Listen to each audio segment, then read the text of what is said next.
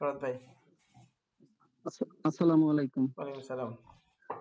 আমরা ফ্রিল্যান্সিং এর উদ্দেশ্যে আসলে বিভিন্ন স্কিল অর্জনের জন্য আরকি আ পা বাড়াই।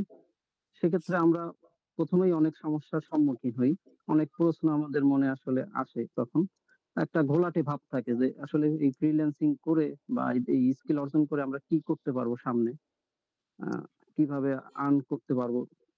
তো এই একটা কোর্সের মাধ্যমে আমরা স্কিল অর্জনের পাশাপাশি এই সকল সমস্যার আসলে আমাদের সমাধান আমরা পাইছি। আ এবং আন্তরিকতার সাথে ভাই আমাদের যা শিখিয়েছেন, এটা আসলে আমাদের সারা জীবনই কাজে লাগবে। মানে এটা একদিনে শেষ হয়ে যাবে এমন কোন স্কিলও না বা যে পরামর্শগুলো দিয়েছেন এগুলো আসলে মানে সারা জীবনের বা এই ডিজিটাল মার্কেট বা ফ্রিল্যান্সিং এ সবসময়ই কাজে লাগবে। এজন্য ভাইকে আসলে অসংখ্য ধন্যবাদ যে উনি আমাদের আন্তরিকতার সাথে এরকম আসলে টিচিং দিছেন। তো ভাইয়ের সবসময় সুস্থতা কামনা করি।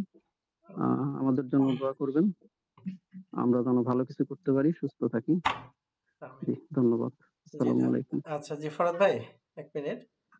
মানে জি, গ্রাফিক হ্যাঁ। ডিজাইনার এখন কাজ কতটুকু করতে পারবেন? যেকোনো একটা কাজ দিলে, একটা ডিজাইনের কাজ দিলে পারবেন? মানে কনফিডেন্সটা কতটুকু আসছে ভাই আপনার? এখন যেকোনো ডিজাইন তো এখনো ওইভাবে পারব না। মোটামুটি আরকি পারব।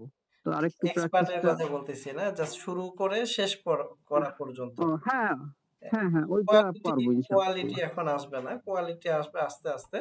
কিন্তু একটা একটা শুরু করে শেষ করা পর্যন্ত, হ্যাঁ, ক্লায়েন্টকে অন্তত একটু বুঝায় দেওয়া পর্যন্ত এতটুকু কাজ করার যে স্কিলটা, এটা আসছে কিনা?